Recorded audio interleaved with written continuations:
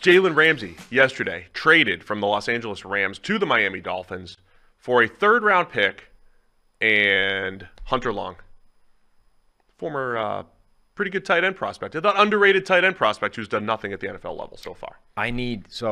Our friend of the show, Jordan Rodrigue, I think probably the best beat writer around at the moment, just period, any team, whatever. Like, she consistently has really good, in-depth, interesting articles about, the way things happened or how whatever situation unfolded, blah, blah, blah. Incredible storyteller. She's always looking for incredible stories, and she's done a great job with that. And consistently gets really good insight and sort of background information on a lot of this stuff, including the Jalen Ramsey thing. Like, she's been tweeting through it and illustrating kind of what's gone on, how it's worked, etc. I need to hear the oral history. I need the story of how we got to this player edition. Who decided that your former Boston College tight end who's done nothing in the NFL needs to be a part of this trade? And how did that work? I need that story. Because, the Jalen Ramsey thing, what are we going to work out, blah, blah, blah. This is just tinkering with the deal. But who made that addition? Why? And how much conversation went into it? So Hunter Long was a productive tight end at Boston College. He's only played 271 snaps, including special teams, at the NFL level. Yeah. I think it's a great buy low on a former third-round pick. I think the oral history is probably, hey, we liked this guy coming out of college, haven't seen much of him at the NFL level. The Rams often have three tight ends who get involved, and Bryson Hopkins and Tyler Higbee both head into the last year of their contract. Throw Hunter Long in there. It's not doing anything for you in Miami. It's not like he's busy. It's not doing anything. Throw him in. Yeah, I'll have to get Jordan. I need that. I need it. So Miami, for the second year in a row, trading for a top three player at his respective position and maybe the best player at his respective position. Last year, Tyreek Hill. This year, Jalen I saw Ramsey. RG3 tweeting that, now Miami has two number one wide receivers and they have two number one cornerbacks. On offense, you got to deal with Tyreek Hill and Jalen Waddle, and on defense, you got to deal with Xavier Howard, and now Jalen Ramsey. Now, by the way, Miami had. Do we have anything official from Byron Jones yet? They cut him, didn't they? Did they cut him? Okay, Yeah. I missed that news because Byron. I only saw him tweeting that his NFL, looking at his NFL career in hindsight. Yes. And how the Dolphins screwed him over and he can't walk, which is a whole different story. But Byron Jones was the guy that Miami invested a ton of money in a couple years ago. Basically didn't, played 1 year, was okay, missed all of last season.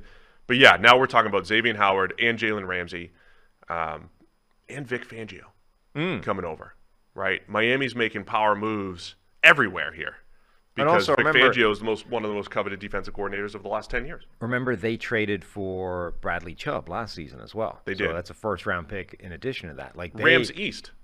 Yeah, that's the thing. All of a sudden, they've quietly gone about this sort of, let's do it the Rams way. They have. So look, when we've done so much Rams analysis the last couple of years, because there's a handful of teams that just do things differently at an extreme level. The Saints, the Rams, and the Rams always being aggressive, not having a first round pick for the last 7 years, F them picks and the whole story, all that fun stuff, and they spun it into a Super Bowl, right? Even if they hadn't spun it into a Super Bowl, they did have a good 5-year stretch, as Kevin Demoff said on our panel, and other people. Two of them. They've had a good stretch of play. Was the stat that they won more games during that 5-year run than anybody else? In the NFC, I believe. In the NFC, okay. Yeah. So they've had a good stretch. Yeah. And we'll talk about the Rams in a minute because I wasn't expecting a full rebuild with the Rams. I didn't think that was going to. I don't know that we quite got to one either. Like the Ramsey trade. So there's like 4 or 5 guys that have been talked about as being traded away from the Rams, and it's, by the way, the 4 or 5 guys that are on the most money and have been the building blocks, cornerstones of this entire thing. It's like the stars and scrubs approach. Anyone that was in the stars bucket is on the trade block, depending on who you read. Except Donald, right? No, I've seen him on the list as well. The point being, anyone that was in that category has been reported as being available, essentially, to various places. Now, how legitimate those reports are, I think, are entirely debatable. Like when we had Brad on last time, I don't think there's any possible way they can move Matthew Stafford because of the dead cap hit. Like it would be the kind of detonation that the Falcons did to the roster with the kind of dead money that you're chewing up by moving Matthew Stafford, even independent of figuring out like who wants a quarterback that's old and has potentially no arm left. So that aside, the Ramsey deal was the one that sort of made sense to move. He's the one that hasn't had any money moved around or adjusted from the contract that he signed when they traded for him. Like that was the deal sort of that was waiting to be potentially moved on from. So it's the only move this offseason for them that they can make trade-wise that I think doesn't necessarily signify any massive teardown and rebuild of the Rams. But it does, it's a sort of interesting symmetry of, not symmetry, like it's an interesting imagery of handing the baton, you know, the Rams, the F them picks, all in type of trade everything for proven NFL players. They're kind of getting out of that right now, apparently, to the Dolphins, who seem to have picked up that mantle and are all too willing to continue doing it. Well, let's add in subsequent seasons a number one wide receiver. We added an edge rusher. We're adding a number one corner right now. Like they're stocking up via trade as opposed to, not that they haven't gone by the draft, but they've also sunk big money into Teron Armstead in free agency, Connor Williams in free agency as well. This is a team that seems to covet proven NFL commodities. Maybe not over draft picks because they've had quite a lot of draft picks because of other moves that they've made, but certainly they seem to value that a lot in today's landscape. I love this move from Miami. I want to talk about them for a second, but from the Rams' perspective, successful tenure with Jalen Ramsey on your team. Last 3 years, most valuable corner in the league by a mile, played multiple roles. They got him in the middle of 2018 from the Jaguars, a couple first rounders that they gave up. I think it was well worth it. That was part of the market inefficiency that the Rams were trying to exploit, was picking at 25 is the hit rate is not great. Therefore, let's get the proven commodity. They got the proven commodity at one of the most valuable positions in football, and they got one of the best players at his position.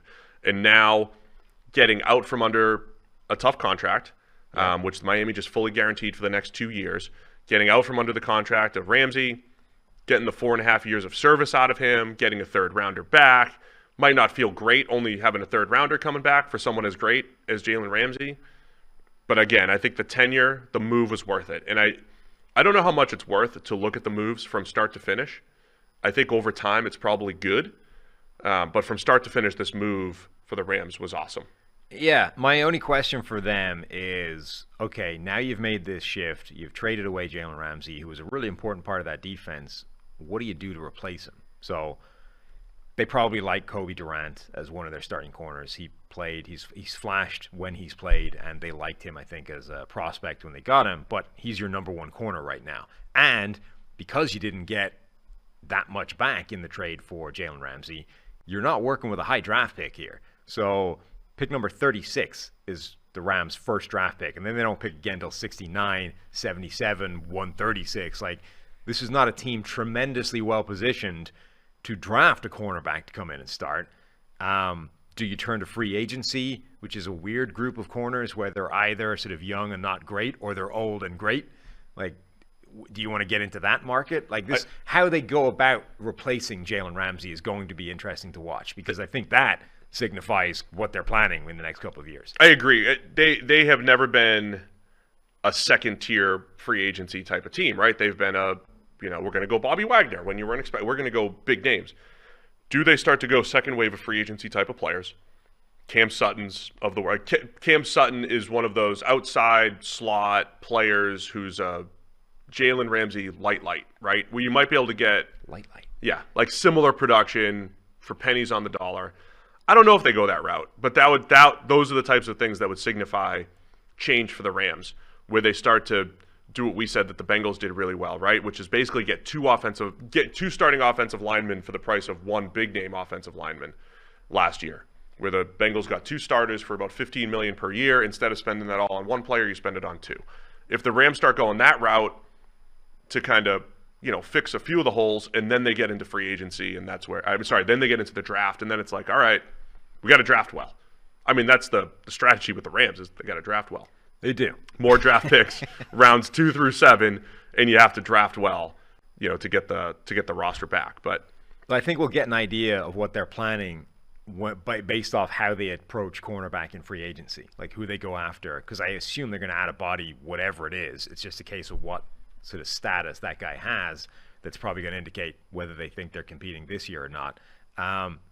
For Miami, is this a case of, like, do they firmly believe they're in a window as long as they have Tua right now? And in the AFC, this is the only way to compete. Like, arms race. This is just a continuation from last year when everybody was involved in this crazy offseason arms race in the AFC. You look at the quarterbacks involved in the AFC playoff race this past year and what's presumably going to be the forecast sort of going forward. Like, what can you do other than keep swinging with giant roster additions and hope you're on the right track? Let's discuss what Miami has here then. Jalen Ramsey and Xavier Howard. Howard, we didn't have him with his best season last year. I think he's always been a little boomer bust, right? A guy that we would always argue with Miami fans, much like we argued with Cowboys fans when Trayvon Diggs had all those interceptions. A corner who's so dependent on interceptions but gives up a lot of yards. It's tough to say, hey, this guy's elite, but there's been years where Xavier Howard had 10 picks and other years we only had 3, like last year. But either way, the high end of Xavier Howard, we said this coming out of Baylor, the high end looked like Richard Sherman at times, right? Mm-hmm. He's a boomer bust type of player. But now you've got maybe less pressure on him because of Ramsey. I know Fangio's scheme, they're not going to do a whole lot of man coverage. They're not going to do a whole lot of matching up. But Ramsey played in the slot a lot. Yeah. In a zone-heavy system where he's like an extra linebacker out there. And so Ramsey brings a little bit of flexibility there where you can do all sorts of different things with these two corners if you choose to.